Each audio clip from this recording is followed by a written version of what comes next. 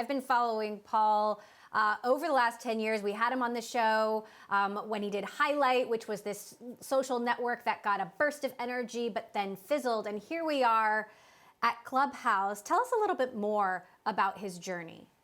Right. So Paul Davison has been kind of a fixture in Silicon Valley for at least the last 15 years. And he's known in the Valley as someone who kind of has a lot of ideas about different social apps. Like, he seems to be fascinated by different ways of using new technology to connect people. And you've seen that in some of the things that he's made over the last decade, including, as you mentioned, Highlight, which was a very popular, for a very short period of time, app in 2012. It was actually kind of the breakout hit of South by Southwest Tech Festival in 2012. And it used sort of location of other smartphones near you to show you, oh, your friend or maybe a mutual friend is nearby, or maybe you're next to someone who has the same interest in the same sports team as you. And he's also made other apps that, automatically encourage you to share your camera roll with a pre-selected set of friends. And so it's always this, like, he has a reputation for building these apps that kind of push the boundaries of what you think your social apps should encourage you to do and maybe how much you should share.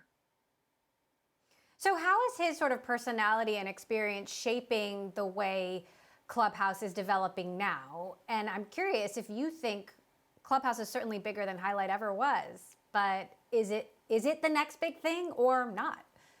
It's hard to tell. Clubhouse has, it actually is going to turn 1 year old tomorrow. It obviously started a little bit before that, but tomorrow marks the 1 year mark since Paul and Rohan Seth, his co-founders, started their profiles on the app. So that's the anniversary that they like to mark. And so, Clubhouse has had a year in which it has steadily grown in popularity, has raised a lot of money, including, at a $1 billion valuation, which these days, is not so uncommon, but to reach that point after, less than a year of being public or, somewhat publicly available, it clearly has momentum behind it. I think, obviously, as with these apps, it's a little hard to tell exactly how long they'll stay at the top, but you're seeing this ecosystem build up on Clubhouse of not just, famous people, but also people who are kind of earning their own place as like Clubhouse influencers, or there's like interesting little pockets of Clubhouse that are coming up. So I'm seeing the app mature. I'm really curious to see where it'll go next.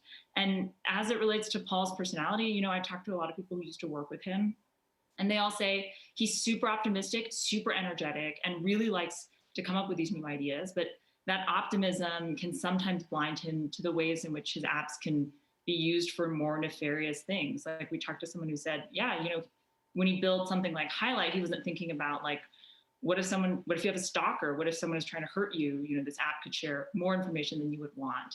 Instead, he's thinking about, right. People are great. How can we connect them?